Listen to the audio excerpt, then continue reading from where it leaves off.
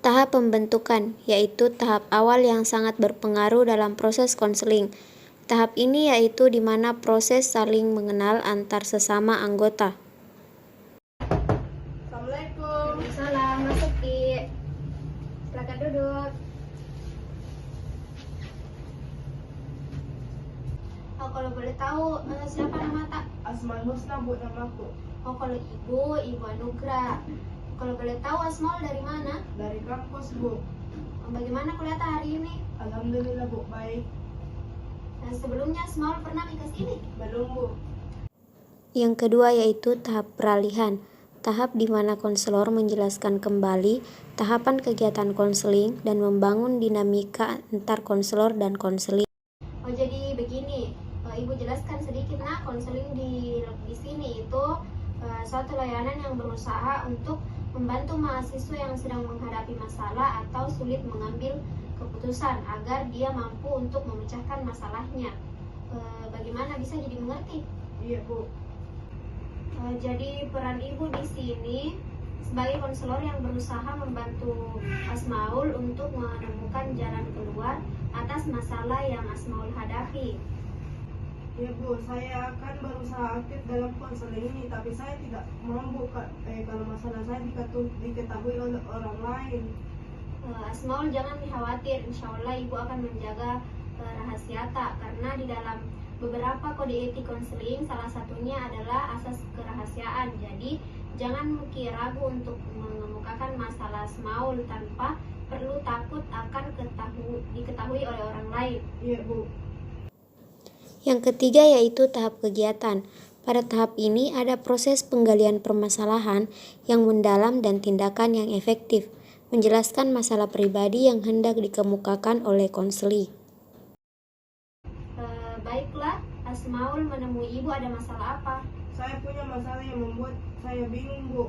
Harus bertindak seperti apa? Seperti apa masalahnya? IP saya sangat rendah dan pergaulan saya kesehariannya di kampus dan di luar kampus juga, Bu. Terima kasih. Lalu apa harapan Asmaul setelah melakukan konseling ini? IP saya meningkat dan masalah saya dapat teratasi dengan menemui solusi, Bu. Oh, kalau boleh tahu bagaimana kondisi pergaulannya Asmaul saat ini? Saya punya 4 teman akrab, Bu, tapi Kenapa? saya membencinya, Bu. Masya Allah, menurut Ibu sebaiknya Asmaul jangan berkata seperti itu. Kenapa Asmaul membencinya? IP saya rendah gara-gara mereka, Bu. Sebenarnya saya pengen berhenti berteman dengan mereka, tapi tidak mungkin karena kami sudah berteman cukup lama dan pasti saya akan dikucilkan. Apakah Asmaul sudah berusaha belajar dengan maksimal? Sudah, Bu, tapi belajar saya sering terganggu oleh mereka. Tadi Asmaul bilang ingin berhenti berteman. Kenapa sekarang masih akrab, Ki? Iya, Bu, tapi sepertinya saya tidak bisa mengubah mindset mereka dan saya ingin mendapatkan IP yang maksimal. Jadi Asmaul benci pergaulan ini karena banyak dampak negatifnya termasuk IP. Iya, Bu.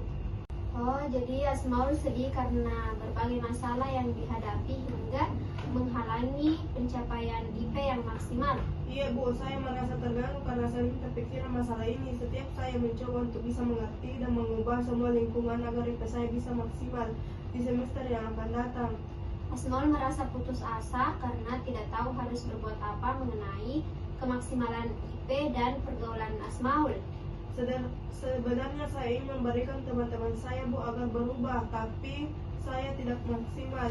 Saya jarang belajar juga, Bu.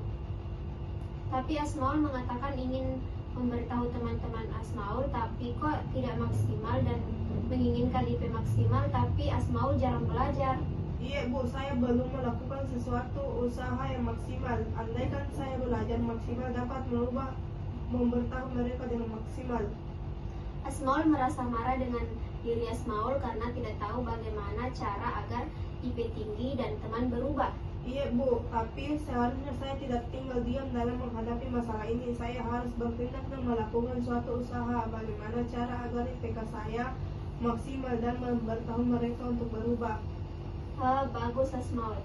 Asmaul merasa tidak sabar ya karena ingin segera melakukan suatu usaha. Bagaimana caranya IP maksimal dan memberitahu mereka agar berubah dengan cara yang maksimal.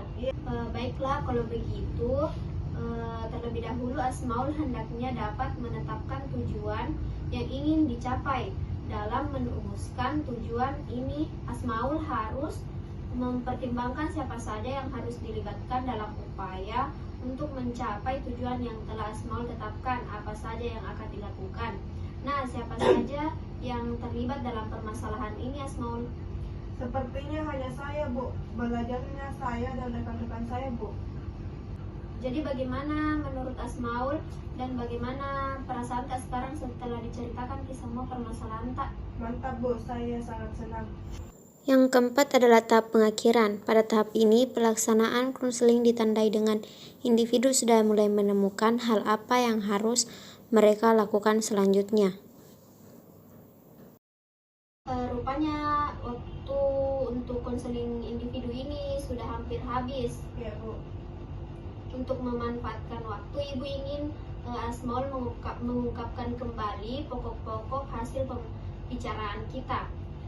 Saya harus memahami lingkungan sekitar saya dan bertemu dengan kondisi apapun rupanya agar saya mampu menyikapi dengan baik sehingga saya tidak kesulitan dalam fokusan belajar menggunakan sehingga IP saya naik dan saya harus melakukan teknik modeling langsung dan Ibu peragakan setiap bersama dengan mereka. Jadi IP mantap saya dan teman-teman berakhlak dan yang terpenting lagi saya harus mampu memerangi rasa malas.